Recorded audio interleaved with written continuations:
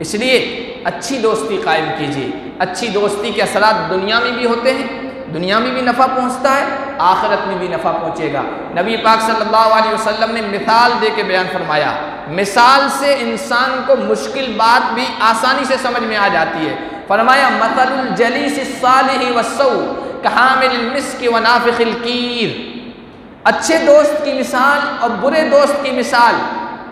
مشک، کستوری، عنبر، عطر بیچنے والے کی طرح ہے یا بھٹی دھونکنے والے کی طرح ہے۔ کستوری عطر بیچنے والا اچھا دوست ہے، عطر والے سے تعلق قائم کرو گے فَإِمَّا أَن يُحْزِيَكَ، یا تو یہ ہوگا کہ وہ آپ کے ہاتھ پہ لگا دے گا کہ دیکھو خوشبو کیسی ہے، آپ کو ایسے ہی دے دے گا، وَإِمَّا أَن تَبْتَاعَ مِنْهُ، یا اس کے ساتھ بیٹھتے بیٹھتے کبھی نہ کبھی آپ اس سے خوشبو خرید ہی لیں گے، اور یہ دونوں چیزیں نہیں ہوگی، وَإِمَّا أَن تَجِدَ مِنْهُ رِيحًا طَيِّبًا، اس کے ساتھ تعلق کی وجہ سے کم از کم یہ ہوگا کہ آپ کے جسم اور کپڑوں میں خوشبو رچ بس جائے گی۔ فائدہ ہی فائدہ ہے تینوں شکلوں میں۔ اور حامل الکیری، اور فرمایا برے دوست کی مثال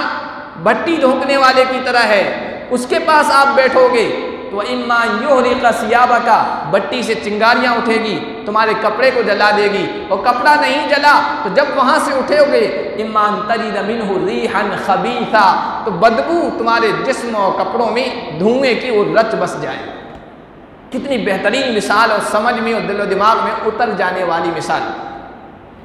دنیا میں بھی نفع اچھی صحبت کا، بری صحبت کا نقصان، اور آخرت میں حضور نے فرمایا،